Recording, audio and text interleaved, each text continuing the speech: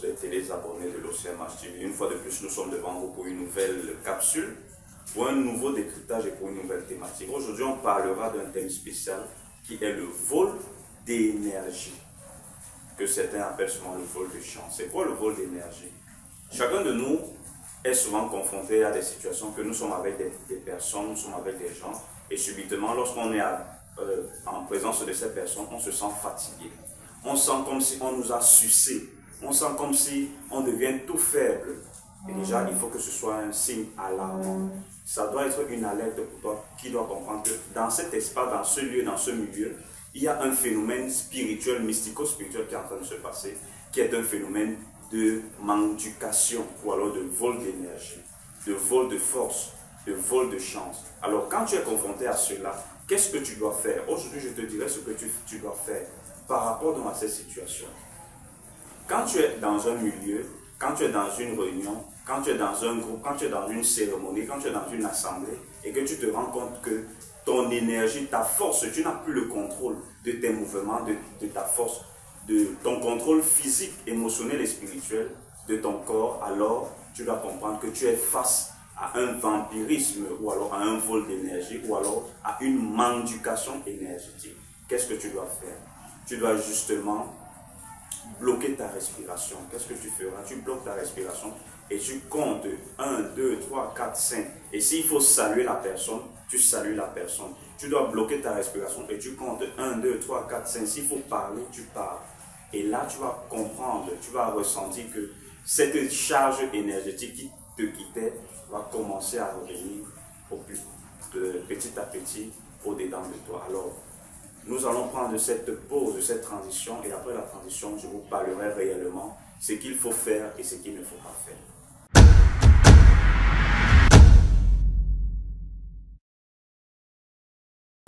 Après avoir pris cette pause de cette transition, nous revenons dans la thématique, vous parler du vol d'énergie, de la mendication énergétique et du vampirisme énergétique. Nous tous, nous avons été confrontés une fois, ou plusieurs fois, ou chaque fois dans notre vie, à ce genre de situation.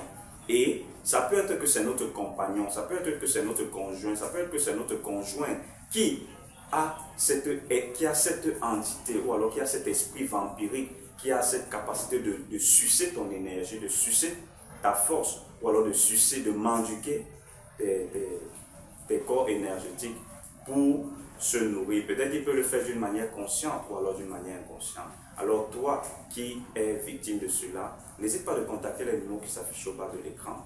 N'hésite pas à t'abonner massivement et à partager la vidéo pour que bon nombre de personnes qui ne savaient pas que peut-être un membre de leur famille peut avoir cette capacité de vol, de mendication, de vampirisme énergétique, son conjoint ou alors le milieu dans lequel nous travaillons, notre entreprise, notre société, ou alors même notre bureau, on a mis des antennes qui ont la capacité de capter nos énergies, de capter nos forces, de capter nos chances et de capter notre capital énergétique pour un but que parfois nous ne connaissons pas. Ce que tu dois faire, je t'ai déjà donné la première étape, c'est de bloquer ta respiration et de compter 1, 2, 3 et tu parles.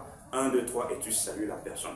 Et d'autre part maintenant, ce que tu dois faire aussi, c'est que lorsque tu es confronté à ce genre de situation, il faut utiliser certaines plantes médicinales, notamment ce qu'on appelle l'Agerantum conozoïde, que couramment on appelle le roi des herbes, que tu peux faire des bains avec.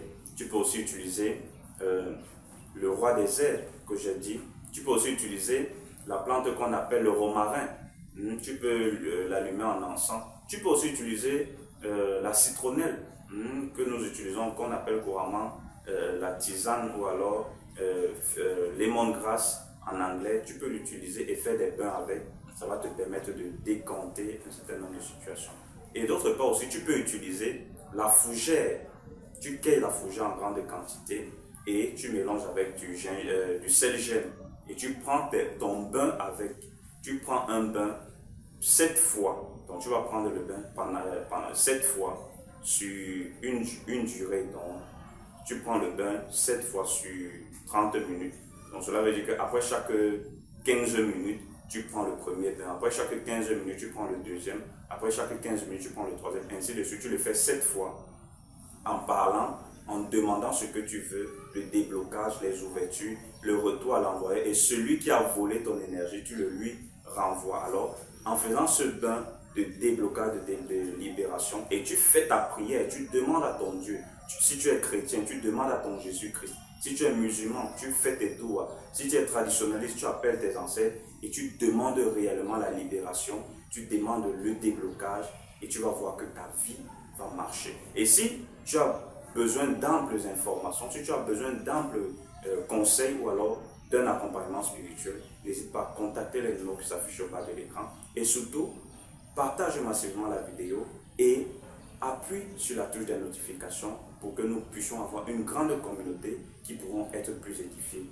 Et nous nous donnons rendez-vous à la prochaine capsule, au prochain décryptage et nous nous disons à plus tard.